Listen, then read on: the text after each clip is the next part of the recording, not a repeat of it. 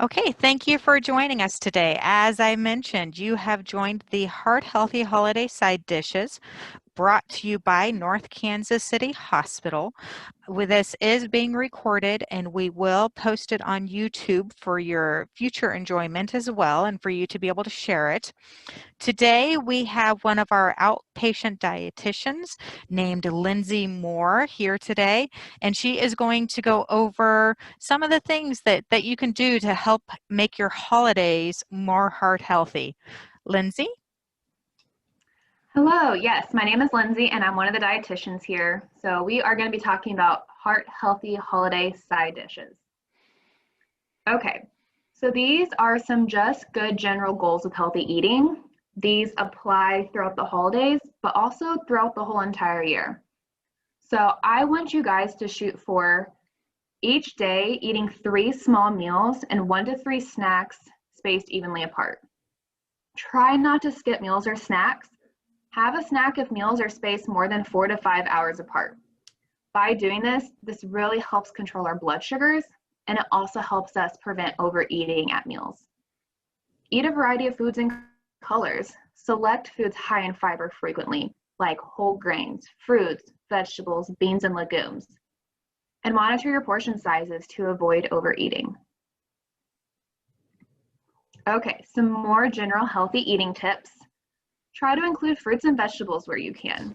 Whole grains, beans and legumes, nuts and seeds. Try to include fish, skinless poultry, and plant-based alternatives. Choose healthy fats when you can, like the unsaturated and omega-3 fats, such as olive oil, avocado oil, nuts, seeds, avocado, and fat from fish. The ones we want to limit are the sodium or salt and saturated fats that are typically found on red meats and whole fat dairy. So try to choose the more lean meats and the lower fat dairy products. We also want to limit the sweets and added sugar, such as sugar sweetened beverages like juices and sodas. The ones we want to avoid are the trans fats. These are typically found in baked goods and partially hydrogenated oils. Okay, so now into the party season.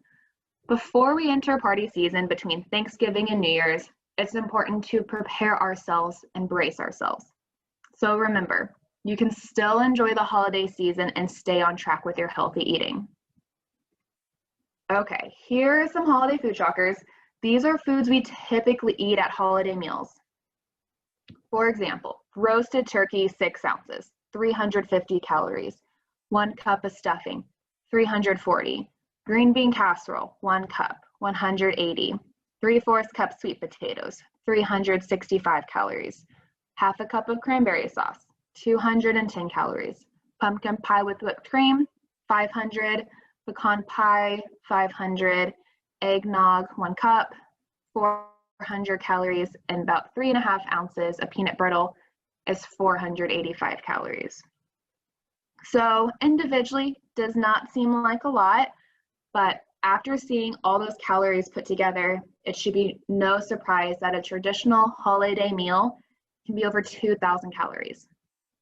So the one we just did, that's 2,135 calories just in one meal, and that one meal is over a day's worth of calories. So to prevent that, here are some 5 tips to holiday eating, and we're going to go through each of these in depth. So 1, plan ahead. Bring healthy options to gatherings. 2, watch your portion sizes. 3, don't be afraid to get rid of or throw out the extras. Indulge in a guilt-free meal by mindfully eating, and stay moving. So bring a healthy side.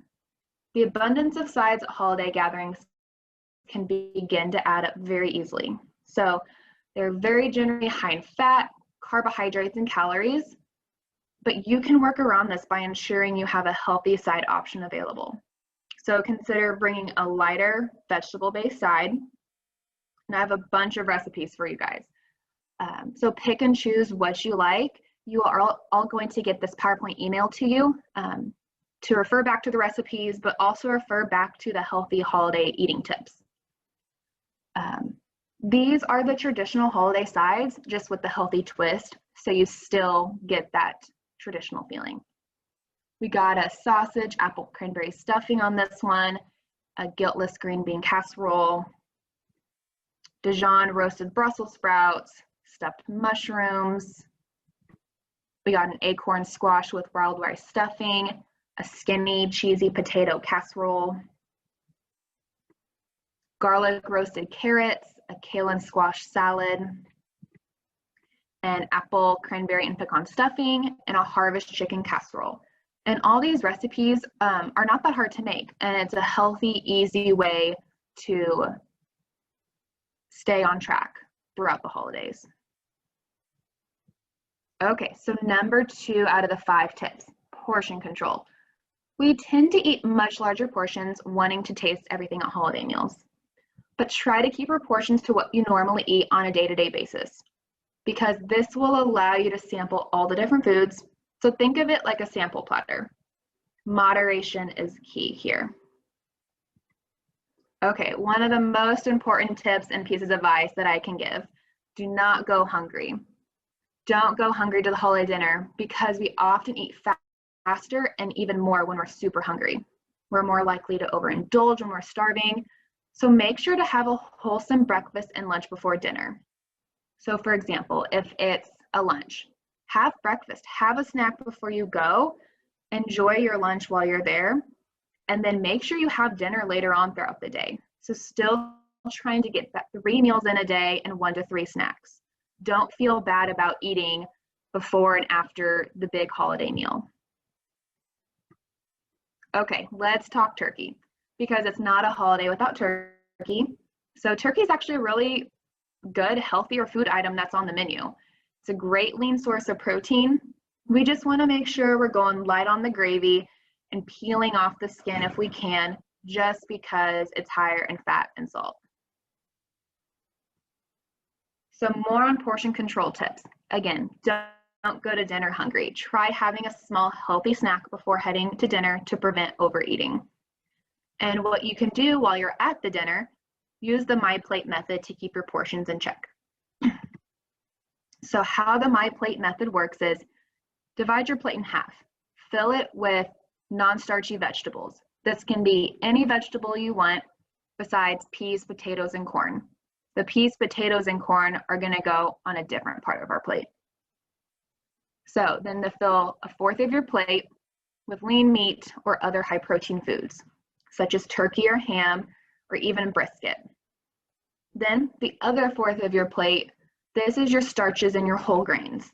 This is where your stuffing goes, your potatoes, corn, bread, rice, peas, more of our traditional Thanksgiving foods. So here's an actual example of using the My Plate method at a holiday meal.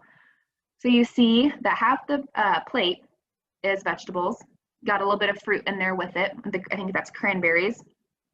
1/4 of your plate's protein. So they got their turkey in there, and then 1/4 of it's starch and their grains. So this is where your mashed potatoes with the gravy and your roll go. Another example, so half their plate's vegetables with some green beans and slivered almonds. They got 1/4 of it is their lean protein, a little bit of fruit on there, and then 1/4 their starches. So the healthy carbohydrates, which are sweet potatoes. So these are just some examples of how to make your plate look like at meals. Okay, number 3, so get rid of the extras. After holiday meals, you are left with tons of leftovers and goodies, not to mention all the holiday cookies that you may accumulate from neighbors. Portion leftovers onto disposable plates for family members to take with them, so they're not all left at your house. But don't feel guilty about giving away or throwing out extra sweets that you've accumulated, because we tend to accumulate a lot throughout the holiday months. So indulge and have a cookie. Don't feel bad about it, but just don't make it harder on yourself by keeping them around for the whole holiday season, all those months. Have a taste, not 2 dozen. So take away those temptations. Okay, this is a really good recipe that I like. It helps you get rid of those leftovers, but it also gives you something healthy to eat and portion them out for you. So leftovers, stuffing, muffin cups. Then eating mindfully.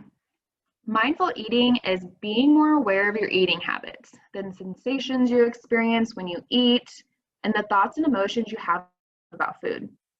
When you're eating, shift out of autopilot, conscious decision versus habit. Think about what you're doing. A lot of times we just eat because we are on the go and we know we need to eat, but take time. Think about what you're actually doing. Take small bites, slow down, really enjoy and savor the bite and who you're around. Taking small bites is gonna just help us feel fuller and prevent overeating. Eat attentively, don't multitask. So then again, really focus on the food and who you're with. Mindfully check in. See what your hunger level is. Ask yourself, how are we hungry? A lot of times we eat because it smells good, it looks good, it tastes good, and that's okay. But just ask ourselves, how hungry are we? Are we full? Could I eat a little bit more? Or do I need to stop eating? Our body will actually send us these signs and signals telling us we're full. I always notice it on Thanksgiving because we tend to overeat, but you also get this at other meals too. It could be a sigh, a hiccup, sneeze, runny nose, watery eyes, a shrug of the shoulders. That's your body telling you you're full. So pay attention, listen to your body, and then observe your thoughts. Are they negative or are they constructive?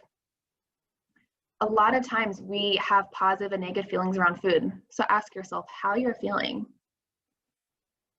Okay, so number 5, get moving. Maintain a consistent exercise pattern throughout the winter months.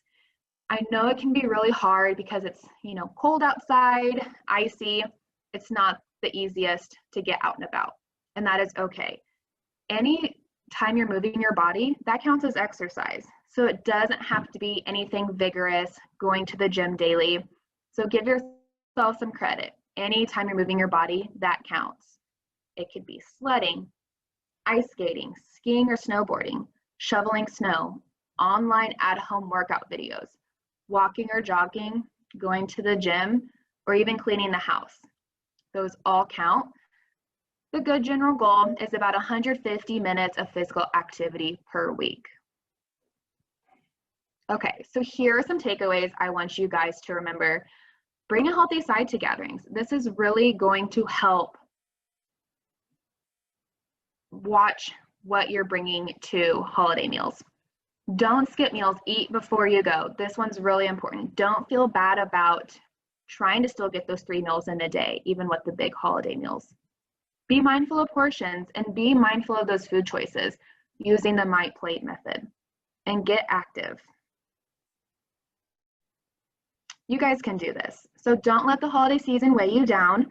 Listen to your body and make mindful choices. And then what questions do we have so far? If you guys would like, you can absolutely ask a question on the Q&A or in the chat as well. Thank you, Lindsay. That was such a phenomenal presentation. Let's see. We have the question, what is a good I think it's supposed to be diabetic snack for the holiday? Yeah, so a good diabetic snack is making sure you get some of those carbs and some protein with those snacks. What's best for our blood sugars is to eat every 4 to 5 hours and have some carbs, have some protein. So carbs can be anything like bread, pasta, rice, fruit, milk, yogurt, and protein can be anything like fish, nuts, seeds, beef, chicken, pork, peanut butter, eggs. So having a combo of carbs and protein. Okay. Do we have any more questions for Lindsay?